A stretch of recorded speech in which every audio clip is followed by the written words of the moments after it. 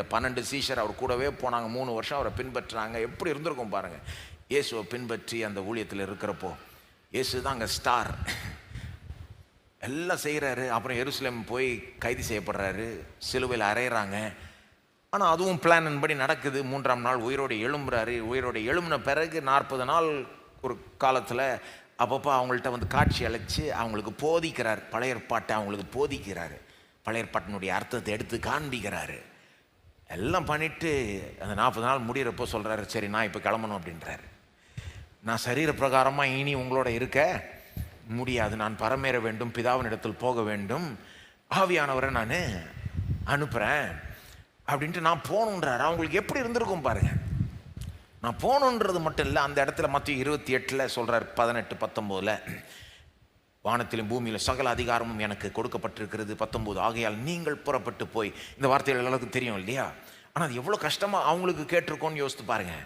இந்த 12 பேர், அதில் 3/4 பேர் மீன் பிடிக்கிறவங்க, பெரிய படிப்பு பெரிய ஒரு பேக்ரவுண்ட்லாம் அவங்களுக்கு இல்லை.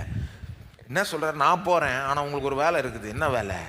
நீங்கள் வந்து புறப்பட்டு போகணும். எங்கே போகணும்? உலகம் எங்கும் போகணும். என்ன பண்ணணும்? சகல ஜாதிகளையும் சீஷர் ஆக்கணும். சீஷர் ஆக்கணும்னு என்ன அர்த்தம்? அவங்கள்ட்ட போய் சுவிசேஷத்தை பிரசங்கம் பண்ணி என்னை நம்ப வைக்கணும். நம்ப வைக்கிறது மட்டும் இல்லாமல் என்னை பின்பற்ற வைக்கணும். அவங்களுக்கு ஞானஸ்தானம் வேற கொடுக்கணும். பிதா குமாரன் பரிசுத்த ஆவியின் நாமத்தினால் ஞானஸ்தானத்தை கொடுக்கணும். அது மட்டும் இல்லை, ஞானஸ்தானம் கொடுத்துட்ட பிறகு தொடர்ந்து அவங்களுக்கு போதிக்கணும். என்னத்தை போதிக்கணும்? 20ஆம் வசனம், நான் உங்களுக்கு கட்டளையிட்ட யாவையும் அவர்கள் கை கொள்ளும்படி அவர்களுக்கு உபதேசம் பண்ணணும். இது என்ன லேசான வேலையா? இது கலிலேயாவில் 3/4 பேர் கலிலேயாவிலிருந்து வர மீன் பிடிக்கிற ஆட்கள். இவங்க வந்து என்ன பண்ணணுமா? இயேசு சொல்றாரு, உலகம் எங்கும் போகணுமா, சகல ஜாதிகளுக்கும் சுவிசேஷத்தை பிரசங்கம் பண்ணி அவர்களை சீஷர் ஆக்கி அவர்களுக்கு ஞானஸ்தானத்தை கொடுத்து அவர்களுக்கு வந்து இயேசுனுடைய போதனையெல்லாம் போதிச்சு அந்த போதனையை அவங்கள கை கொள்ள வைக்கணுமா. இது எந்த மூலையில் நடக்க போகுது, எங்கே நடக்க போகுதுன்னு தான் அவங்க யோசிச்சிருப்பாங்கன்னு நான் நினைக்கிறேன்.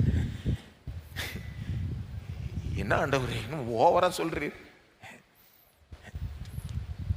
அப்படிதான் அவங்களுக்கு அது கேட்டிருக்கும் பாருங்க. ஆனால் அவர் சொல்கிறாரு, கூடவே என்ன சொல்கிறார்? 20ஆம் வசனம் முடிகிறப்போ, இதோ உலகத்தின் முடிவு பரியந்தம் சகல நாட்களிலும் நான் உங்களுடனே கூட இருக்கிறேன். ஆமாம், கேட்குறதுக்கு சாத்தியம் இல்லாதது போல தெரியும், ஆனால் நான் இருக்கிறேன் உன்னோட. அதனால் போ.